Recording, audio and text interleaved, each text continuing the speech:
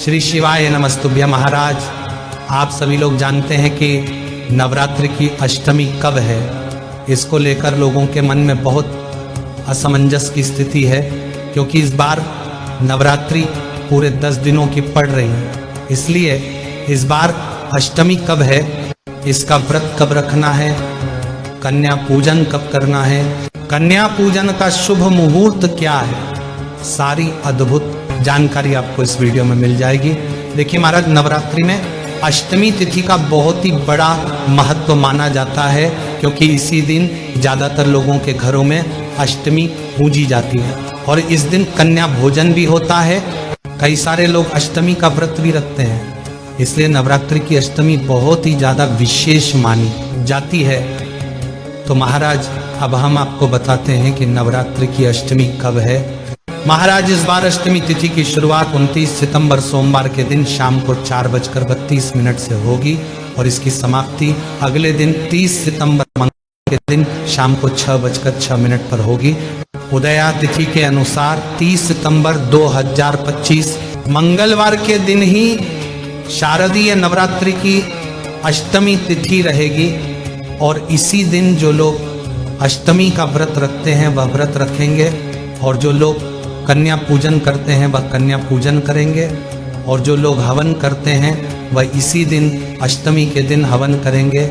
महाराज, अब हम जानते हैं कि नवरात्रि की अष्टमी को कन्या पूजन और हवन करने का शुभ मुहूर्त क्या है।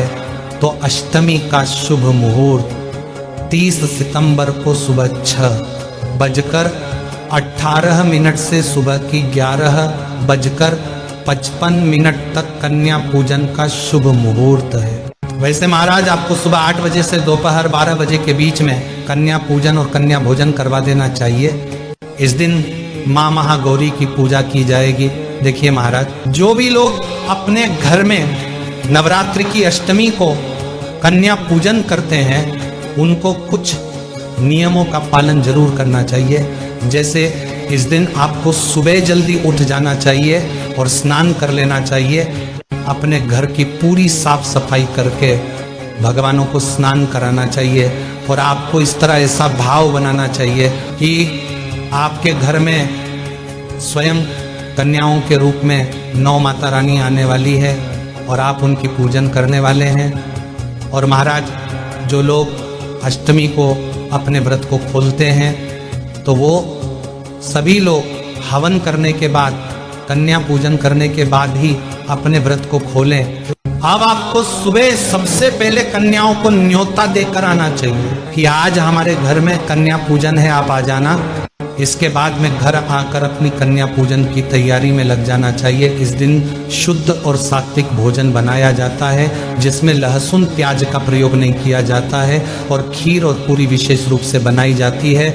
और कन्याओं को देने के लिए आप पहले से बाजार जाकर चुनरी जरूर लेकर आ जाए और उनको गिफ्ट में या तोहफे में कुछ देने के लिए जरूर लेकर आ जाएं, जिसे देखकर वह सभी कन्याएं खुश हो जाए। अब जैसे ही आपकी सारी तैयारी हो जाती है, आप सभी कन्याओं को उनके घर से लेकर आए अपने घर तक। उसके बाद में सभी कन्याओं के पैर धुलाएं, उसके बाद में उन्हें कुछ आसन पर बैठा दें और उनके सामने भोजन की थाली परोस दें और उनको आराम से भोजन करने दें। भोजन के बाद सभी कन्याओं के हाथ धुलवा दें और उन्हें एक ऊंची जगह या सोफा या पलंग पर बैठाल दें। अब आप उनके पैरों में माहौर लगाएं।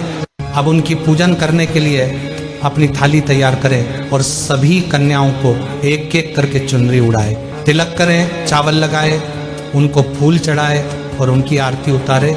और सभी कन्याओं की आरती उतारने के बाद पैर भी आप जरूर छुए और आशीर्वाद लें।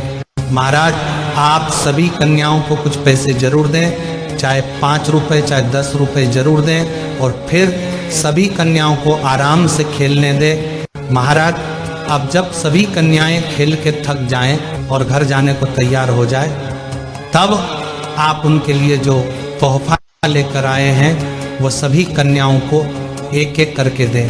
ये तोहफा गुड़िया, पेंसिल, किताब कुछ भी हो सकता है जो कन्याओं को पसंद आए और अपना हाथ पकड़कर उनको उनके घर तक छोड़कर आए। महाराज, जब आपका कन्या पूजन पूरा हो जाता है, इस विधि से अगर आप लोग 30 सितंबर को शारदीय नवरात्रि की अष्टमी तिथि को कन्या पूजन करते हैं तो आपको आपके व्रत का भी पूर्ण फल मिलेगा और कन्या पूजन का भी फल मिलेगा। इसके अलावा महाराज अगर आपको अभी भी कोई परेशानी है अष्टमी तिथि को लेकर या कन्या पूजन से जुड़ा हुआ तो वह आप हमसे कमेंट करके पूछ सकते हैं। और आप हमारे चैनल को भी सब्सक्राइब कर दीजिए, बाद में आप भूल जाते हैं। और आप हमारी ये वीडियो कहाँ से देख रहे हैं ज़रूर बताएं। श्री शिवाय नमस्तुभ्यम महाराज।